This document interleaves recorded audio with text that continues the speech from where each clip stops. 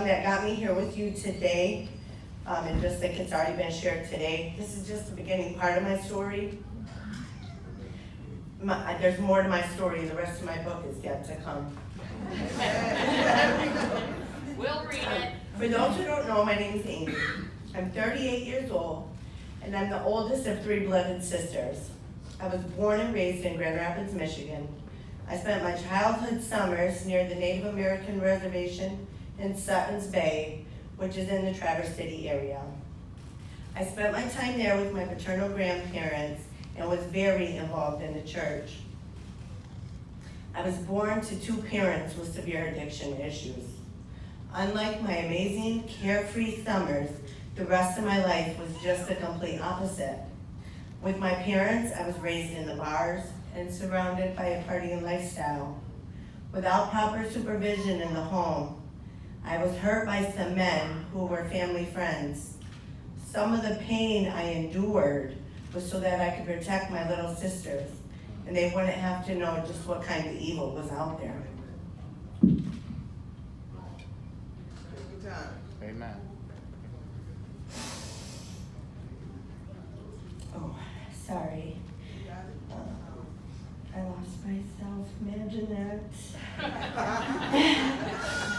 At the age of 8, I witnessed my father kill my neighbor. It was later that I found out that it was the request of another family friend, and the payment was going to go to more drugs and alcohol to feed my father's addiction. At the age of 12, I was sent off to sell drugs for my stepfather. By 13 and 14, I was getting further away from the church, and my once so lovely childhood was gone. At the age of 14, my half-sister, who was also my best friend, was killed in a car accident. It was at that time that I completely walked away from God, not understanding how someone who's so loving and caring that people say would allow so many things to happen to such a young innocent person.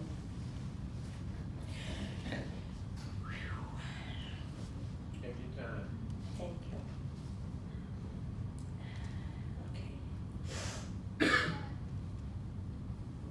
By growing up in an atmosphere where the adults partied the way that they did, not a single person ever talked about their feelings or even showed affection for that matter, I soon followed right behind the only influence that I ever had.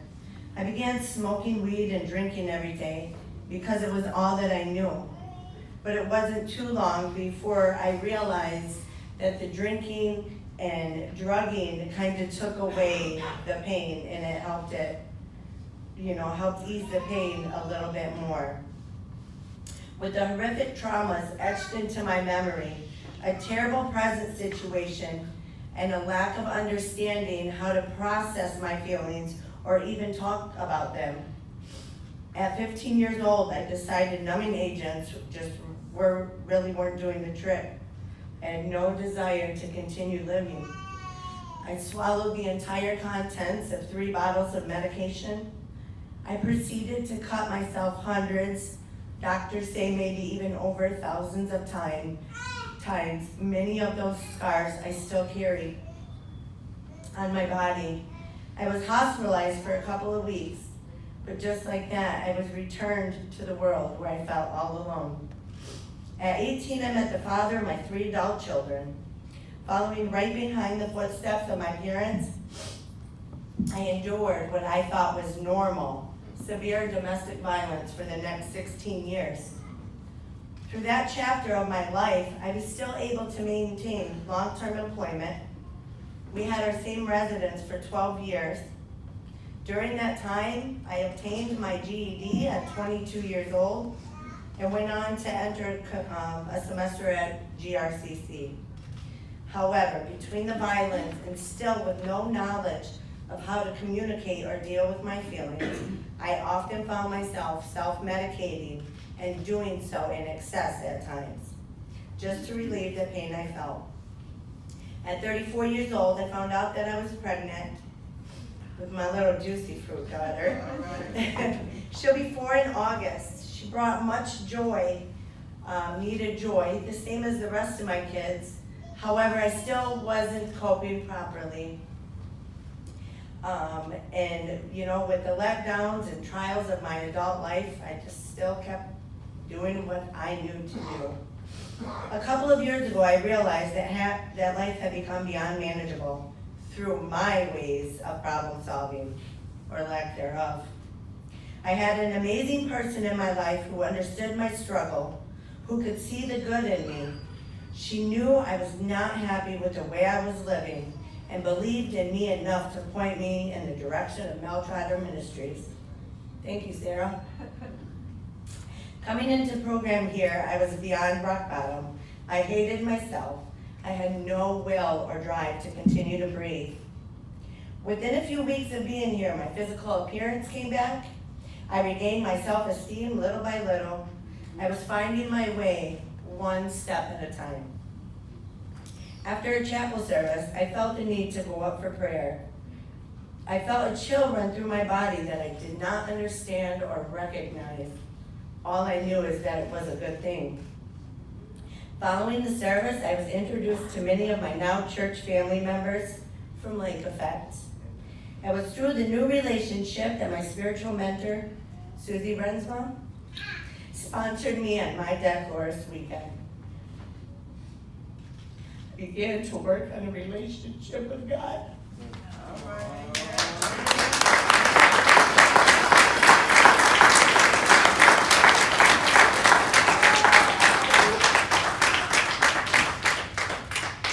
I'm definitely still in the beginning process, but I'm putting forth effort and I have an open heart and mind. Amen.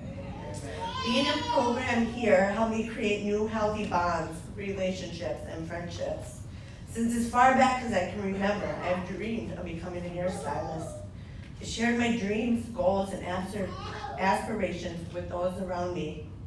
With much love and support of my new spiritual community, I enrolled into hair school, with Pastor Leonard himself actually walking me into the school to finalize my enrollment process. Right. It was great to have someone who cared enough to share that milestone with me.